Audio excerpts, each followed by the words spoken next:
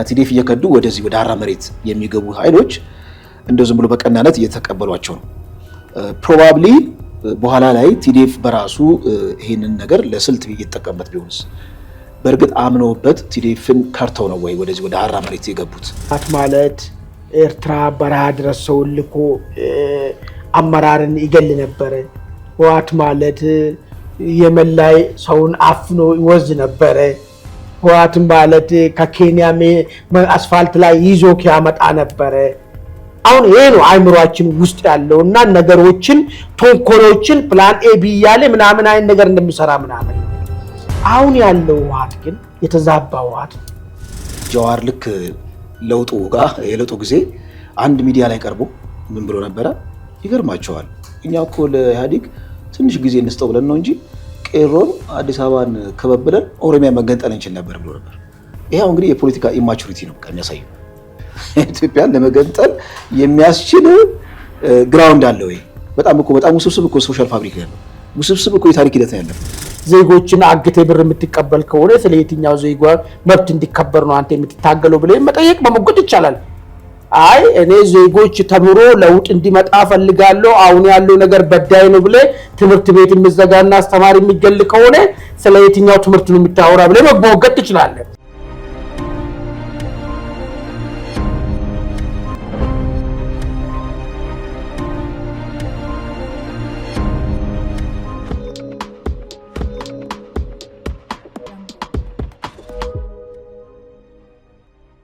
አክብሮታዊ ሰላምታችን በያላችሁበት ይድረሳችሁ ውድ የኢትዮ ውይይት አድማጭ ተመልካቾቻችን። ይህ ዕለታዊ የተሰኘው ዝግጅታችን ነው። በዛሬው ዕለታዊ ዝግጅታችን እስከነ 5 አጃቢው የከዳውን የጦር አመራር እንደዚሁም ጠቅላይ ሚኒስትር ዶክተር አብይ አህመድ ባለፉት 100 ዓመታት ሽፍታ ጠፍቶ አቅም ጉዳዩ የቴክኖሎጂ ጉዳይ ነው ሲሉ አሁን ያለውን ነገር አጣጥሎታል። በዚሁም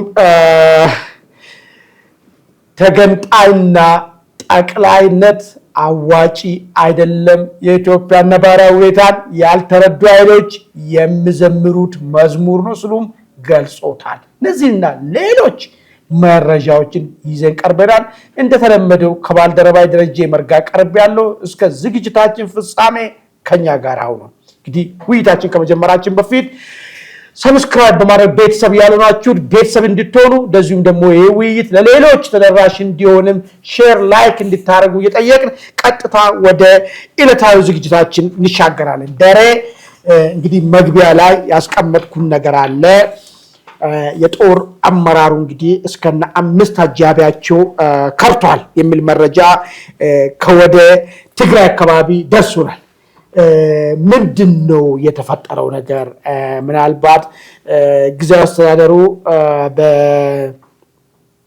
በቲዲኤፍ ወይ ደግሞ በትግራይ ጦር ብሎ ራሱን በሚጠራው ኃይል አመጽ ሰሞኑን ስታመስ ነበር።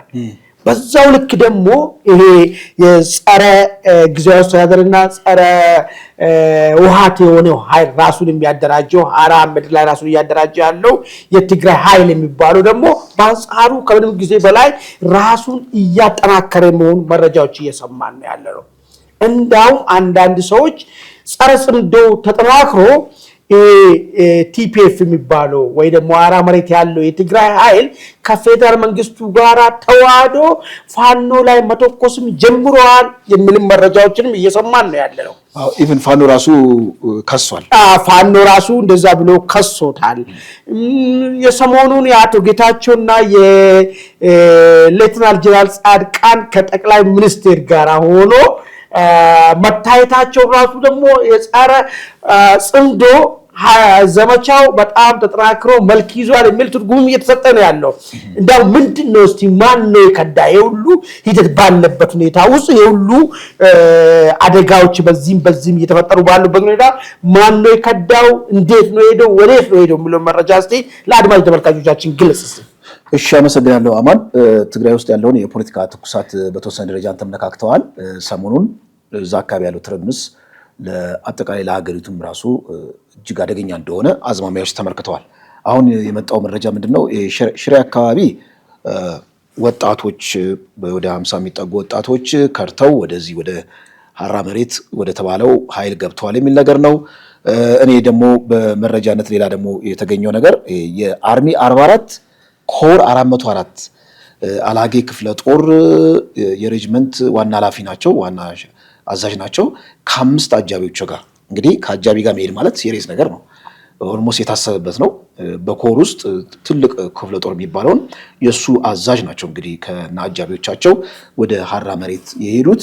ከዚህ በተጨማሪ ከአርሚ 33 4 ከአርሚ 17 6 ከአርሚ 26 5 ወታደሮች አባላት በተለያየ እርከን ላይ ያሉ አመራሮች ወደ ሀራ መሬት ገብተዋል የሚል ነገር ነው። እኔ አሁን እዚህ ጋር አንድ ግን ስጋት ያለኝ ምንድን ነው፣ በእርግጥ ከቲዴፍ እየከዱ ወደ ህዋት ይቅርታ ከቲዴፍ እየከዱ ወደዚህ ወደ ሀራ መሬት የሚገቡ ኃይሎች እንደው ዝም ብሎ በቀናነት እየተቀበሏቸው ነው። ፕሮባብሊ በኋላ ላይ ቲዴፍ በራሱ ይሄንን ነገር ለስልት እየተጠቀምበት ቢሆንስ? በእርግጥ አምነውበት ቲዴፍን ከርተው ነው ወይ ወደዚህ ወደ ሀራ መሬት የገቡት? ሀራ መሬት ምን አይነት የፖለቲካ ስራ ሰርቶ ነው መሬት ላይ የቲዴፍ ኃይሎችን ማስኮብለል የቻለው? ወይስ የነጌታቸው ረዳ እንዲሁም ደግሞ የጻድቃን ገብረትንሳኤ የህዝባዊ እምቢተኝነትን እናቀጣጥላለን ብለው ያስቀመጡት በእርግጥ መሬት ላይ በተገቢ ሁኔታ ሰርተው ጦሩን ቀስ በቀስ እያፈረሱት ነው ወይ የሚለው ነገር በደንብ መሞገት አለበት። የመጀመሪያው መላምት ከሆነ ቲዴፍ ወይም ደግሞ ወያኔ አይታመንም። ፕላን ኤ ቢ ሲ ያለው ድርጅት ነው፣ ዝም ብሎ አይደለም። እና ጥርሳቸውን የነቀሉበት ከበረሃ ጀምሮ ድርጅታችን እያሉ የሚያቆረጳጳሱትን ድርጅት ትተው አዲስ ወደ ተመሰረተው ወደ ቲዴፍ ሲሄዱ በየዋነት የፖለቲካል ናይቪቲ ወይም ደግሞ በየዋነት ዝም ብሎ መቀበል አዋጭ ነው ወይ? መጨረሻ ላይ የሆነ ግጭት ሲነሳ መሀል ላይ ግጭቱን እንደውም እዛው ዊዝን ቲዲኤፍ አንስተውት ቲዲኤፍን የማፍረስና የማማመት ስራ ቢሰራ ወይም ደግሞ የያዙትን መሳሪያ ወደ ፌዴራል መንግስቱ ቢያዞሩ እዛው አፋር አካባቢ ምንድነው ዋስትና የሚለው ነገር መታየት አለበት። በየቀኑ ግዙፍ ኃይል እየፈረሰ እየተቆረሰ ወደ ሀራ መሬት እየሄደ ነው። ከ15 ቀን በፊት በዘገብነው ዘገባ ወደ 500 የሚጠጉ የሰራዊቱ አባላት ፈርሰው ወደ ቲዲኤፍ ገብተዋል፣ ወደ ሀራ መሬት ገብተዋል። ዴስፔሬሽኑ ነው። ባለፈው እንግዲህ የኢኮኖሚ ጥያቄ ነው ያነሱ ተብሏል። አሁን እነዚህ አማጽያኖቹ በእርግጥ የዳቦ ጥያቄ የሚለው ነገር አመጹን ለማኮሰስና የአመጹን አድማስ በከፍተኛ ሁኔታ እንዳይሆንና ትግራይ ውስጥ ያለውን ቅያሜ እንደው ዝም ብሎ የኢኮኖሚ በጣም ጠባብ የሆነች የኢኮኖሚ ጥያቄ ብቻ ለማድረግ የታሰበም ይመስላል። እና እኔ ይሄ መፍለሱ በጣም መመርመር አለበት፣ ጤናማ አይደለም። በኋላ ላይ ሌላ የፖለቲካ ክራይሲስ እንዳይፈጠር ከጠርሙስ ውስጥ ሌላ ጂኒ ወጥቶ ደግሞ ሀገሪቱ እንዳያመሳት በጣም ጥንቃቄ ያስፈልጋል የሚል ነገር ነው። መልካም እንግዲህ ይሄ ከቲዲኤፍ ወደ ቲፒኤፍ ነው የሚባሉ እንትን የትግራይ ኃይል የሚባሉት እዚህ ሀራ መሬት ላይ ያሉት መፍለሳቸው ምናልባት አጀንዳ ኖሯቸው ሄዶ ውስጥ ገብቶ ለመረበሽ ውስጥ ገብቶ ለማፍረስ ተልኮ ወስዶ ነው ወይ እየመጡ ያሉት ወይ የሚል ነገር መጠን አለበት የሚል አይ ቲንክ ጥሩ ጥያቄ ነው። ነገር ግን ይህንን ጥያቄ ለማንሳት አሁን ምንድነው አንዳንድ ሰዎች እየሳቱ ያለው ምንድነው ህወሓትን በለመር ነው ልክ ህወሓት ማለት ኤርትራ በረሃ ድረስ ሰው ልኮ አመራርን ይገል ነበር። ህወሓት ማለት የመን ላይ ሰውን አፍኖ ይወዝ ነበር። ህወሓት ማለት ከኬንያ አስፋልት ላይ ይዞ ያመጣ ነበር። አሁን ይሄ ነው አይምሮአችን ውስጥ ያለውና ነገሮችን ተንኮሎችን ፕላን ኤ ቢ ያለ ምናምን አይን ነገር እንደሚሰራ ምናምን ነው። አሁን ያለው ህወሓት ግን የተዛባ ህወሓት ነው። የራሱ ነገርም ጠፍቶበት ያደራጀው ሰራዊት አዋጋለሁ ብሎ በየቀኑ በየመንገዱ በየሚዲያው ምዝቶ ሰራዊት ወግድ ያለው ህወሓት ነው ያለው። ሪሊ አሁን ያለው አይምሮአችን ውስጥ የነበረው ፐርሰፕሽን ነው ወይስ ወታሎ ነገር ይሄን ነገር ማድረግ የሚችልበት ነገር አለ ወይ የሚለው ነገር ማየቱ መልካም ይመስለኛል። ግልጽ ነው። ምናልባት ሐሳብ ካለ መከራከር እንችላለን።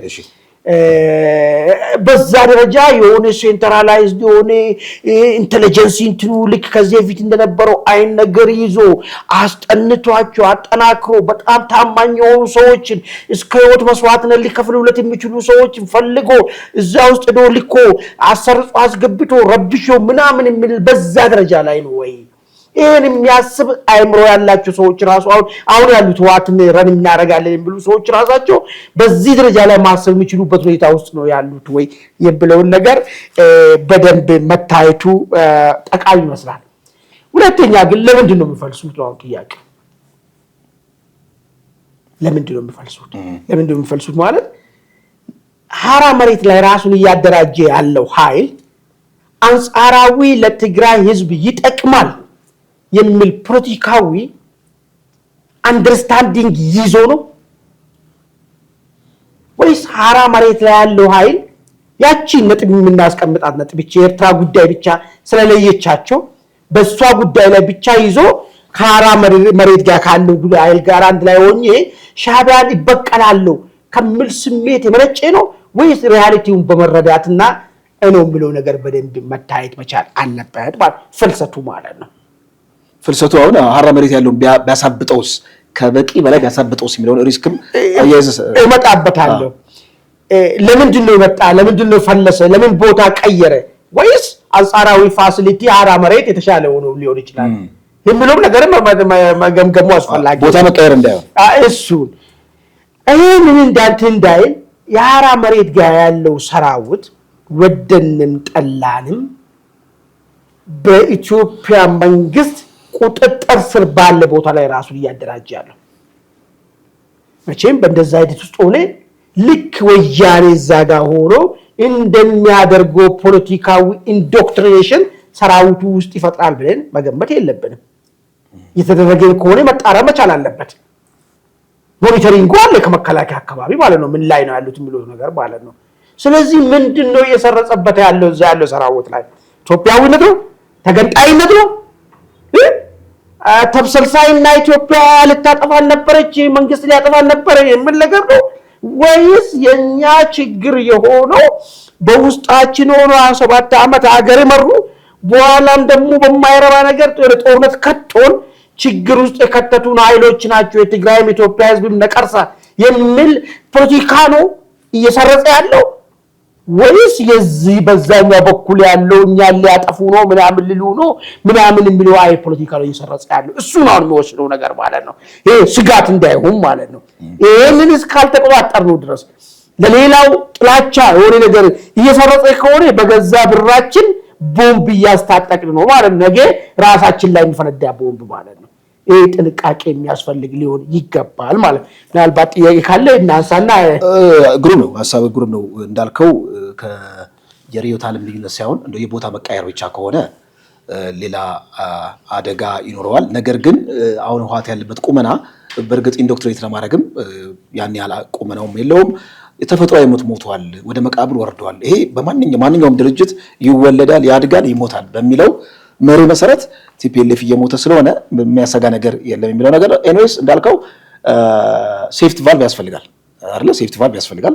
በማንኛውም ሰዓት አፈትልኮ እንዳይወጣ በደንብ ኢንዶክትሪኔት የተደረገ እንደውም ከተቻለ ይሄንን ሚሊተሪ በደንብ በታድሶ ቀያይሮ የአርሚው የስቴት አርሚው የፌደራል አርሚው አካል ማድረግም ከተቻለ ሰየው ነው መበተን ማለት ነው። እኔ እሱን ነው የሚታየኝ። ምንድነው ሊሆን የሚችለው ነገር ምንድነው እንትን ግርታ እንዳይፈጠር አንድ ላይ በራሱ በተሰበሰበበት ሁኔታ የፖለቲካ ስራ ሰርተ እነዚህ እኮ አብዛኛዎቹ እኮ ትላንትና መከላከያ ውስጥ ነበሩ ልጆች ናቸው እኮ ሩቃቸው እኮ አይደለም መከላከያ የሚገርም ነገር ማለት ነው። ሰርተ ቀስ እያልክ ወደ መከላከያ ጋር እያዋሃድክ ካለትክ በስተቀር ራሱ የቻለ ሰራዊት ሆኖ ቁጭ ካለ ነገ ደግሞ እንደ ልዩ ኃይሉ ፍረሳት ፍረስ ደግሞ ሌላ አዋጅና ሌላ ደም እንደማ ነው ማለት ነው።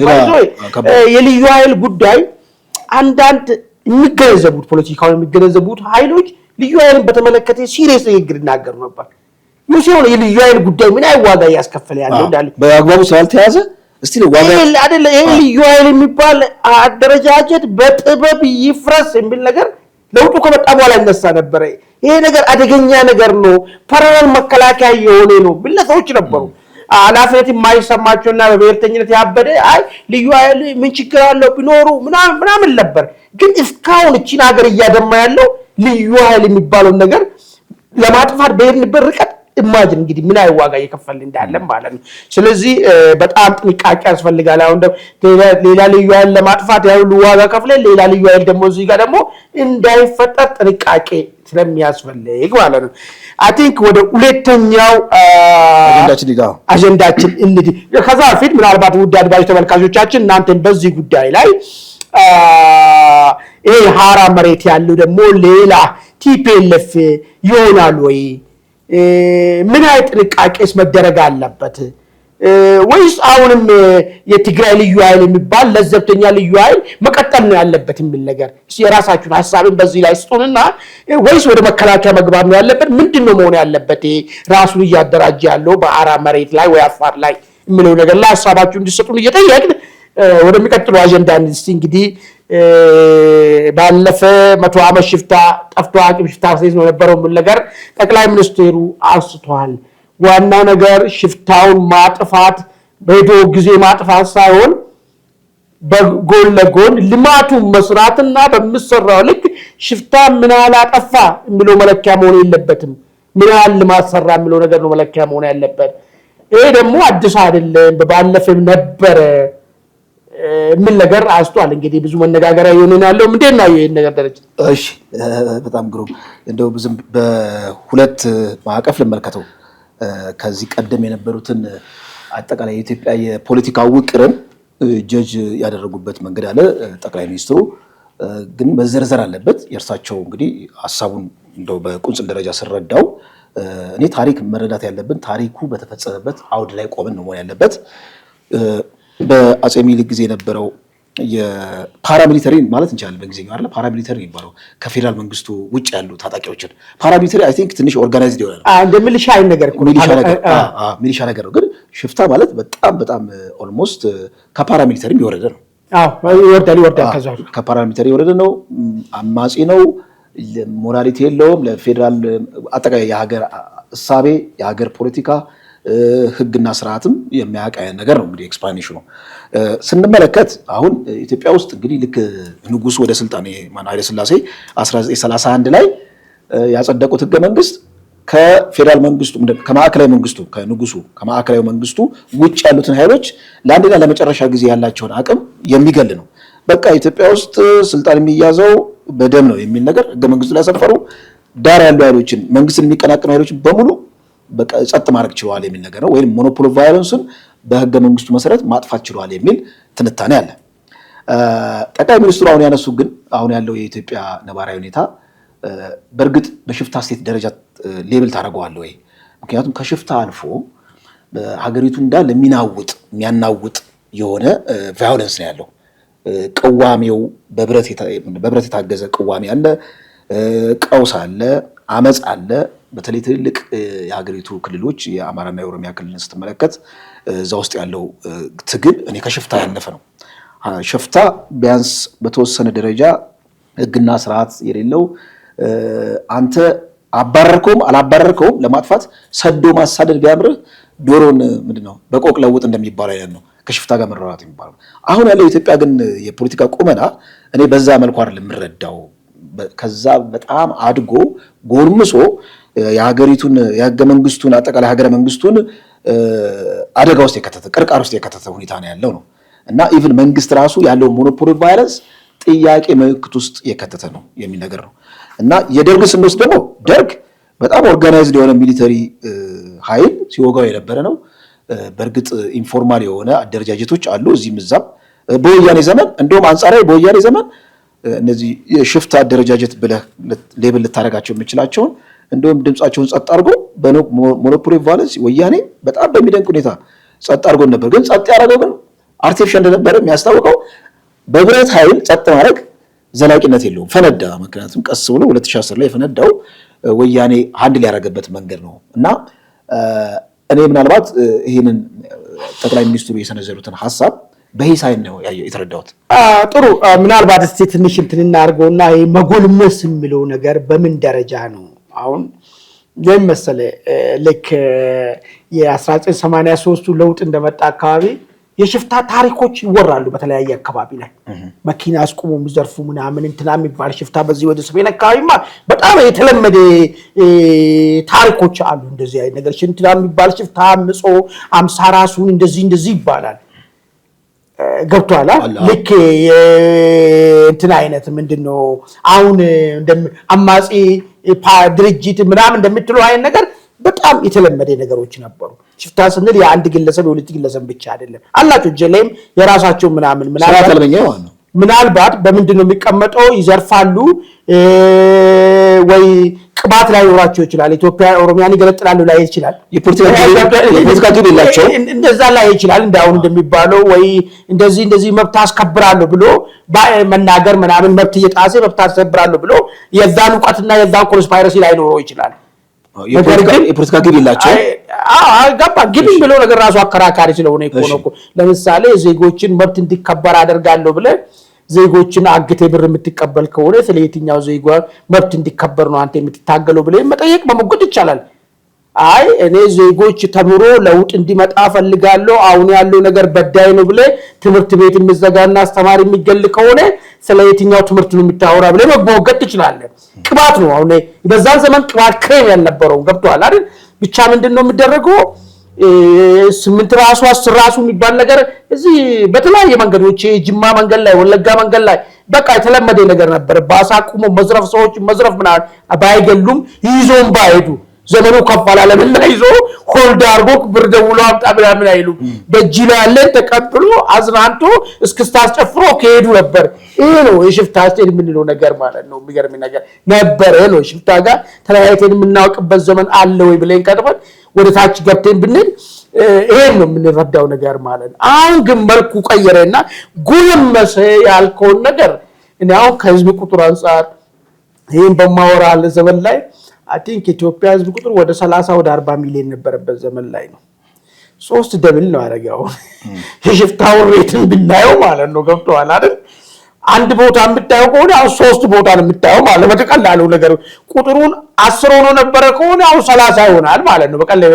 ከህዝብ ቁጥር አንፃር እንኳን ብናየው የቴክኖሎጂ ፋክተሮችን ባንጨምርበት ማለት ለሞግት ከእንትን አንፃር ምናልባት መንግስት አሁን ያለውን ፕሮብሌም አጠቃላይ ያለውን ፕሮብሌም እንደው ዲሞናይዝ ከማድረግና የማሳነስ እና መንግስት እኔ ብቻ አይደለሁም ከዚህ ቀደም ያሉትን መንግስታት በእንደዚህ አይነት ፕሮብሌም ሲቸገሩ ነበር ለምንድነው አዲስ የምታረጉብኝ የሚለው ነገር ኤክስተርናላይዝ ያረገ ድክመቱን ኤክስተርናላይዝ ያረገ አያስመስልበትም ወይ? ምክንያቱም ችግሩን ማቃለል በጣም ማቃለልና በሽፍታ ደረጃ ማውረድ አጠቃላይ ኢትዮጵያ ውስጥ ያለውን የፖለቲካ ችግር ከመፍታት ይልቅ ወይም ደግሞ ድክመትን ወደ ውስጥ ከማየት ይልቅ በቃ ችግሩ ሂስቶሪካል ነው የነበረ ነው ምንም አዲስ ኒውስ አይደለም። እነዚህም ከዚህ ቀደም እንደነበሩት ሽፍታ ግሩፖች እዚህ ምዛም የሚራወጡ ናቸውና አደንግጦ ያን ነገር የሚለው ነገር እንደው መንግስት ፖለቲካ ነጥብ ለማስቆጠር አይመስልም ወይ? ጥሩ አሁን ምንድነው ታውቃለህ አንድ የማይካድ ነገር የመንግስት የመጀመሪያ ስራ ዜጎችን በነፃነት ወጥቶ መግባት ማስጠበቅ ግዴታው ነው። እዚህ ላይ ኮምፕሮማይዝ እያደረኩ አይደለም። ነገር ግን ማለት ነው በዛው ልክ ይሄ ችግር ተፈጠረ ለውጡ እንዴት እንደነበረ ሁላችንም የምናውቀው ነገር ነው። አሁን ለምሳሌ የ1983 አብዮት ካየ ማለት ነው የሆነ ቡድን ያሸንፈው መጣ። የሆነ ቡድን መሳሪያን መያዙንም እፍረት አድርጎ መሳሪያውን ሰጥቶ ባዶ እግሩ ወደ ቤቱ ገባ አይደል? ቀድሞ የነበረው ሰራዊት ማለት ነው። ከዛ ያ ገዳይ ነው መሳሪያ እሱ ብቻ ነው የሚይዘው። ከዛ ውጪ የያዘውን ሰው ይገላል። መሳሪያ ያዘን አይደለም መሳሪያ የመያዝ ሐሳብን ያስባል ያለው ሰው ማለት ነው። በደንብ ኦሮሚያ አካባቢ በደንብ ነው የማውቀው። ዲፕሎማሲ ደርጓል ማንደም እስከ 1997 ብላና አካባቢ ዝም ብሎ ብቅ የሚል ሰው የተወሰደ 3 4 5 ዓመት ምንም ጉዳይ እኮ የለም እኮ የታሰረ እንደ ማህበረሰብን እያኮላሹ አሳሰብ ራሱ ማለት ነው እያሳደዱ ማለት ነው። እንደዛ አድርጎ ነው ሞኖፖሊ ቫይለንስን ተቆጣጥረናል የሚሉት የነበረው አርቲፊሻል ይሁን እንደዚህ አርጌ ነው በጣም ሰዎችን ጉዳዩ ጋር ግንኙነት የሌለው ነገር ዝም ብለህ ብቻ ፊር ፋክተር ብቻ ለመፍጠር ስትል ብቻ ያሉ ነገሮችን ታረጋለህ። ማአት ማለት ነው ማአት በሀገር ላይ መፈጸም ማለት ነው። እንደዛው ያ ነገር ተፈጠረ። አሁን እንደዛ ማረግን ብትሄድበት አሁን እንግዲህ ቅድም የተነሳው ነገር አለ ነጥብ ከጠቅላይ ሚኒስትሩ ውስጥ የተናገሩ ውስጥ ልማትን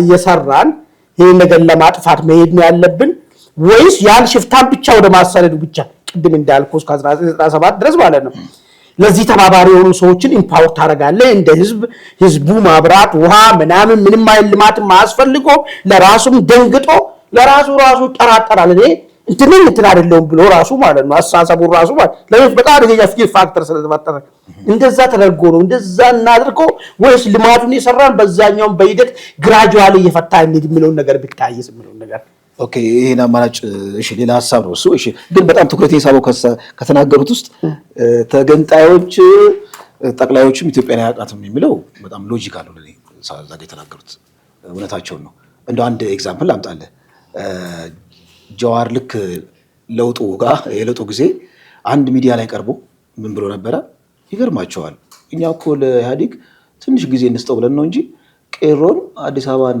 ከበብለን ኦሮሚያ መገንጠል እንችል ነበር ብሎ ነበር ይሄው እንግዲህ የፖለቲካ ኢማቹሪቲ ነው በቃ የሚያሳየው ኢትዮጵያን ለመገንጠል የሚያስችል ግራውንድ አለ ወይ በጣም ውስብስብ እኮ ሶሻል ፋብሪክ ያለው ውስብስብ እኮ የታሪክ ሂደት ያለፍ ነው እና የፖለቲካ ማቹሪቲ የሚለውን ነገር በዛ አንፃር ያነሱት ሐሳብ በጣም ገዝቶኛል ስሜቴን ወያኔም ዋጋ የከፈለው ትግራይ ህዝብን እንደ ኮር ስቴት ሆኖ የሚያሳዝነው እኮ ትግራይ ኮር ስቴት ሆኖ ማለት ነው አክሱም አሁን ልክ አቴንስ ብለን ግሪክ አንካራ ብለን ደግሞ ቱርክ ብለን ኮር ስቴት ሆኖ መገንጠል የሚያስብ የታሪክ ተቃርኖ ያለበት እጅግ አስገራሚ ጉድ የሆነ በታሪክ ውስጥ ተፈጥሮ የማያውቅ የፖለቲካ ጉደኛ የሆነ ድርጅት ኢትዮጵያን አያውቃትም የሚለው ነገር በቆንጆ አማርኛ ጠቅላይ ሚኒስትሩ ገልጸውታል እንደዚህ ጠቅላይነትንም ተገንጣይነትንም ተቃራኒ ደግሞ ልሙጥ የሆነ ማንነት በጣም የማይታሰብ ነገር ምክንያቱም አሁን ደርግ ማለት ነው ደርግ እኮ ኢትዮጵያ ትቅደም የሚለው ነገር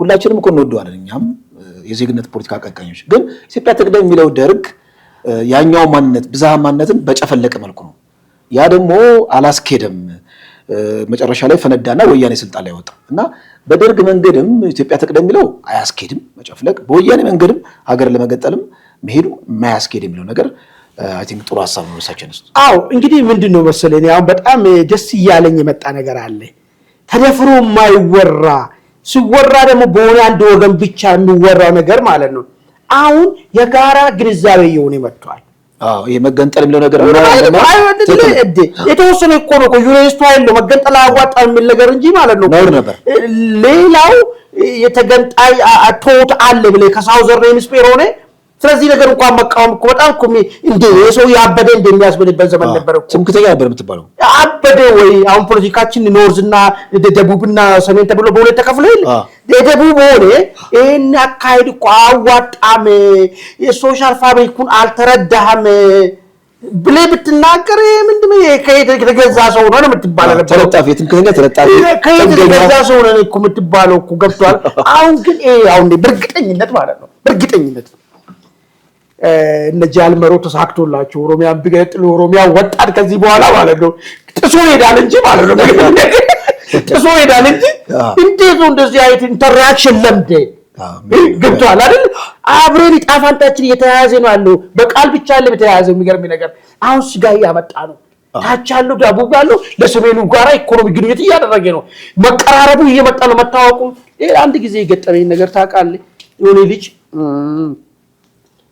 አፋውሮ ሰምቶ አቂ እዚህ ሰሜን አካ ምንድነው የምታወሩ አለኝ አየው ምንድነው በዚህ ልጅ አትፈርድበት ማለት ወሬ ያየው ወይ ነው ጻር መሰለ መቀራረቡ አልነበረም ገብቷል አይደል የለም አሁን ይሄን እኮ ነው አብሔር ግንባታ የሚባለው ርቀትን መቀነስ ሰዎች እንዲተዋወቁ አሁን ቴክኖሎጂው እንደጎዳሉ ኢንፍራስትራክቸሩ ቴክኖሎጂ እንት ያደርጋል እንደጎዳሉ ግን አሁን ይሄን አማራጭ ኢትዮጵያ ውስጥ የሚወዱ የተለያየ ማህበረሰብ ታች ያለው ምንድነው የሚለው አሳሰቡ ምንድነው የሚያስበው ስለዚህ ሀገር ምንድነው ያለው ግንዛቤ የሚለው ነገር የሰሜኑን ያወቀ እንዲመጣ አድርጎታል የደቡቡ ልጅ የሰሜን አካባቢ ያለው ምንድነው የሚለው ነገር እየተረዳ እንዲመጣ ነገር እየሆነ ይሄን እድል ፈጥሯል የሚገርም ነገር አሁን ቴክኖሎጂና ርቀቱን መቀነሱ ይሄ ብሔረ ግንባታው ሂደት ማለት ነው ስለዚህ አሁን ከዚህ በኋላ ሊድ ብለው ሀገር ከበል ብታስቀምጣሉ ጥዞም ሄር ነው እንጂ ይሄ የሚገደብልኝ የለም ማለት በዛው ልክ ደግሞ በቃ ይሄ ማልታ ካልቸሩ ጥሰ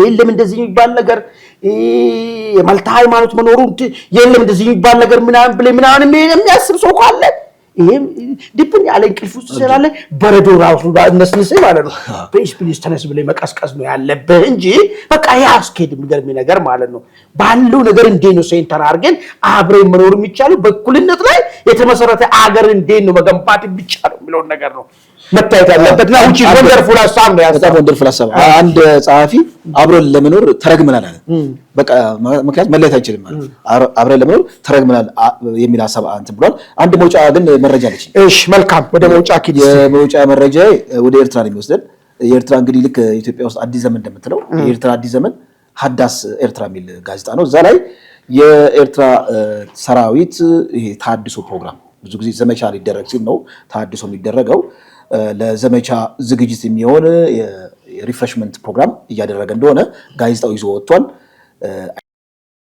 ምናልባት ከዚህ ቀደም ደጋግመን ስላወራ ነው ቡሬ አካባቢ መጠነኛ የሆነ የጦርነት እንቅስቃሴ እንዳለ ተገልጿል ይሄኛው ጋዜጣው የሚያወጣው ከዛ ጋር በተያያዘ እንደሆነ አናሊስቶች አንስተዋል እዚሁ ጋር አንድ ሐሳብ ለማከል ያህል የዘወትር እንግዲህ የፕሮፓጋንዳ ክንፍ የሆኑት የማነ ገብረ መስቀል የብልጽግና ተንታኞች የብልጽግና ፕሮፓጋንዲስቶች ኤርትራ ሀገር የሆነችው በውጭ ኃይል ነው ነገር ግን እኛ የሶቪየት ህብረትም አሜሪካንም የምትረዳውን መንግስት አሸንፈን ነው ሀገር የሆነ ነው ብለዋል እንግዲህ አሜሪካ በየትኛው መስመር የደርግን ስትደግፍ እንደነበረ የታሪክ አዋቂዎች ያውቁታል እኛም ማንበብና መጻፍ የሚችል ሰው ገልበጥ አድርጎ በቀላሉ በደቂቃ ውስጥ አሁንማ ጎግል ስላለ በደቂቃ ውስጥ ማወቅ የሚቻል መረጃ ነው ዞሮ ይሄን መረጃ ባጭሩ መልካም እንግዲህ ታድሶ በተለይ ግንባር አካባቢ የሚደረገው አብዛኛን ጊዜ ከጦር ዝግጅት ጋር እንደሆነ